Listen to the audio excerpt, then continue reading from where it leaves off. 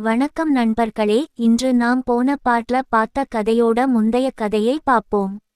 போன பாட்ல நான் பெரியம்மா வீட்டுக்கு போய் அவளுடன் நேரத்தை செலவிட்டேன்.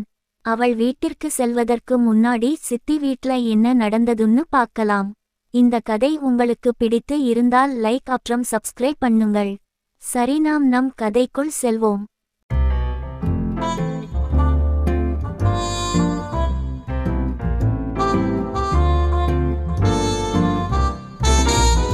என் சித்தியின் பெயர் வித்யா. நான் சென்றிருந்த நேரம் அவள் புருஷன் மும்பையில் இருந்தான். அவளுக்கு கல்லூரி செல்லும் ஒரு மகள் இருக்கிறாள். அவள் வெளியூரில் படித்து கொண்டு இருக்கிறாள். எனக்கு என் அம்மா, என் பெரியம்மா போல சித்தியும் பிடிக்கும். அன்பாகவும் பாசமாகவும் இருப்பாள். சொல்லப்போனால் எனக்கு மூவரும் முக்கியம்தான். இது நான் என் கல்யாணத்தை பேச செல்வதற்கு ஒரு 2 மாதம் முன்னாடி நடந்த கதை.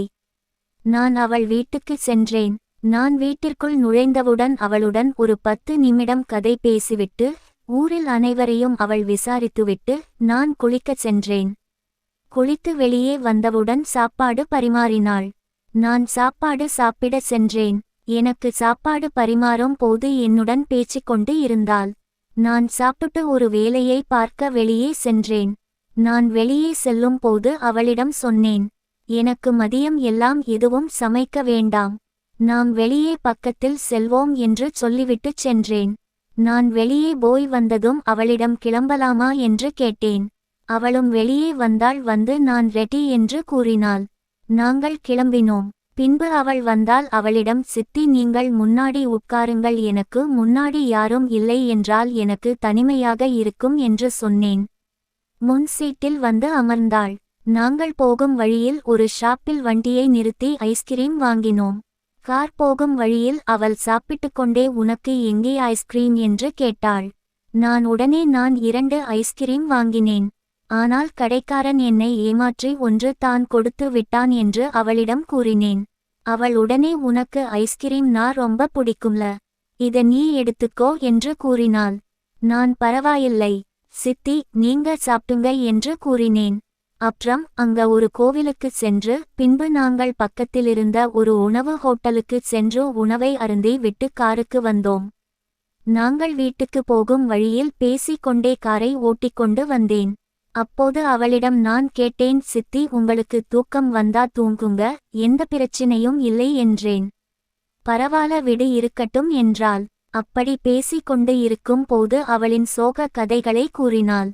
அவள் மிகவும் சோகமாக இருந்ததால் அவளை சிரிக்க வைக்க சில காமெடி விஷயங்களை சொல்லி அவளை சிரிக்க வைத்தேன். அப்படியே போக போக லேசாக விளையாடத் தொடங்கினோம். வீடு வரும் வரை இருவரும் விளையாட்டும் சிரிப்புமாய் இருந்தோம். வீட்டிற்கு வந்தவுடன் அவளுடன் சாப்பிட்டு டிவியை பார்த்து கொண்டு இருந்தேன். பின் சில விஷயங்களை பற்றி பேசிக் கொண்டு இருந்தோம். அவள் அவளின் பள்ளி மற்றும் கல்லூரியில் நடந்த சுவாரஸ்யமான சில விஷயங்களை கூறினாள். அதன்பின் அவள் அக்கம் பக்கம் வீட்டில் நடக்கும் விஷயங்களையும் கூறினார். அப்படியே பேசிக் கொண்டு இருக்கும் போது அவளிடம் காரில் பாதில நிறுத்தின விளையாட்டை இப்ப தொடங்கலாமா என்று கேட்டேன். அவளும் சரி என்று கூறினாள். எனக்கு மகிழ்ச்சியாக இருந்தது. இருவரும் விளையாடத் துவங்கினோம். அப்படியே நேரம் போனது. காலையில் நான் எழுந்தவுடன் என் சித்தி எங்கே என்று தேடினேன். அங்கு கிச்சனுக்குள் பார்த்தாள். அங்கே என்னுடைய சித்தி காபி போட்டுக் கொண்டிருந்தாள். நான் அங்கு போய் அவளிடம் சில விஷயங்களை பற்றி பேசினேன். ரொம்ப நாள் கழித்து இந்த ஊருக்கு வருவதால் அவளிடம் இந்த ஊரில் ஏதாவது மாற்றம் ஏற்பட்டதா என்று கேட்டேன். அவளும் எல்லாத்தையும் சொன்னாள். அவளிடம் உன் பொண்ணு எப்ப வருவா, எப்ப காலேஜ் முடியும் என்று விசாரித்தேன். அவள் இப்போ செமஸ்டர் லீவு வரப்போது, நாளைக்கு இல்லனா அதுக்கு மறுநாள் வருவா என்று கூறினாள். சித்தி என்னிடம், என்னடா திடீர்னு அவள பத்திலா கேக்குற, என்ன விஷயம் என்று கேட்டாள். நான் அதெல்லாம் ஒன்னும் இல்லை என்றேன். அட பரவாயில்லை சொல்லு என்று கேட்டாள். நான் அத பத்தி அப்புறம் சொல்றேன், இப்ப அத சொன்னா நல்லா இருக்காது என்றேன். சாப்பிட்டு முடித்துவிட்டு அவளிடம், சரி போர் அடிக்குது, நம்ப விளையாடுவோம்னு சொல்லி அவளுடன் விளையாட்டை ஆரம்பித்தேன். அவள் அப்போது கூட, டேய் என்ன விஷயம் டா, என்கிட்ட மறைக்கிற, சொல்லு சொல்லு என்று வற்புறுத்தினார். நான் அவளிடம், நான் பொறுமையாக இரு, நான் கண்டிப்பா சொல்வேன்னு சொன்னேன்ல என்று சொன்னேன். என்னமோ இரு மறைக்கிற என்று சொன்னாள். அதெல்லாம் இல்ல சித்தி, நான் சொல்லுவேன்னு சொல்லி மீண்டும் விளையாட்டை தொடங்கினேன். சரி, உன் பொண்ணுக்கு இன்னும் 2 நாள்ல பர்த்டேல என்று கேட்டேன். சித்தியும் ஆமாடா வரப்போது என்றாள். அப்போ அவளுக்கு சர்ப்ரைஸ் பண்ணலாமா என்று கேட்டேன். அவளும் சரி பண்ணலாம், ஆனா இதெல்லாம் நீ பண்ண மாட்டியே, என்ன விஷயம் என்று கேட்டார். நான் அப்படிலாம் இல்ல, ஏதோ பண்ணணும்னு தோணுது அதனால தான் கேட்டேன். உனக்கு வேணான்னு சொல்லு, நான் பண்ணல என்றேன்.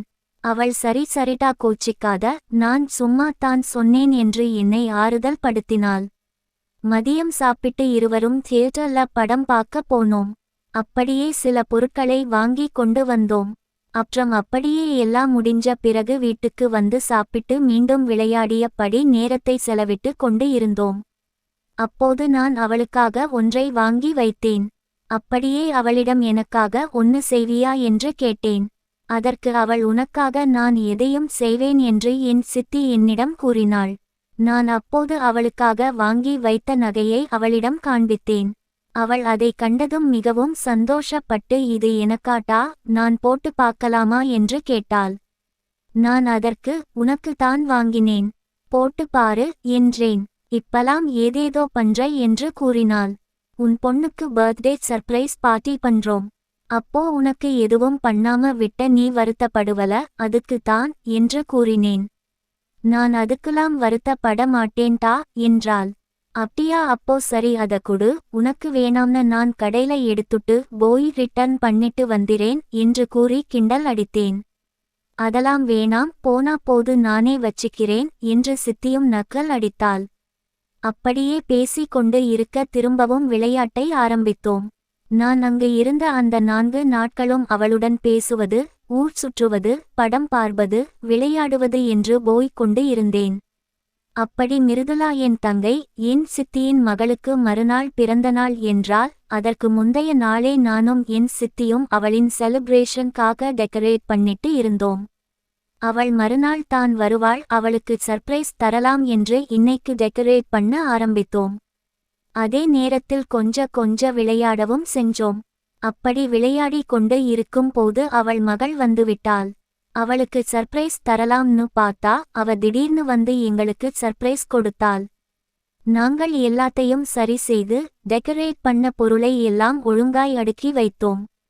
அவள் வருவதை சற்றும் எதிர்பாராத நாங்கள் முழித்து கொண்டு இருந்தோம்.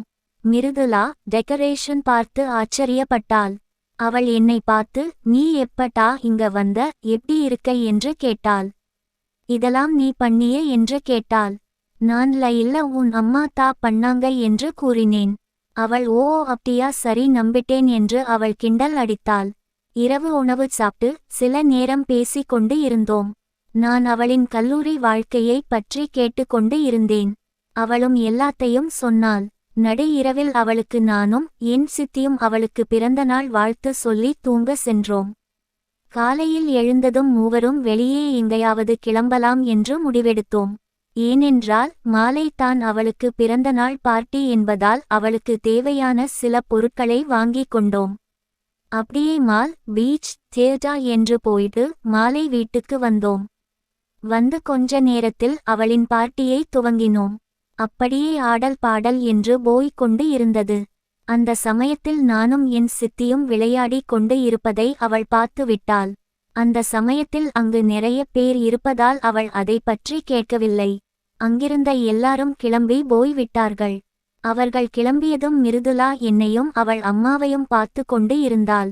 அப்புறம் எங்களிடம் என்ன பண்ணிட்டு இருந்தீங்க நீங்க, விளையாடுற வயசா இது, இன்னும் சின்ன வயசா இருக்குறதா நினைப்பா உனக்கு என்று சித்தியை பார்த்து கேட்டாள். நான் சித்திக்கு சப்போர்ட் செய்ய, அவங்க ஒன்னும் பண்ணல, நான் தான் அப்படி முடிவெடுத்தேன். எனக்கு விளையாட பிடிக்கும், அதனால அவங்க கூட விளையாடலாம்னு நினைச்சேன். அப்புறம் விளையாட வயசு இருக்கணும்னு அவசியம் இல்ல என்று கூறினேன்.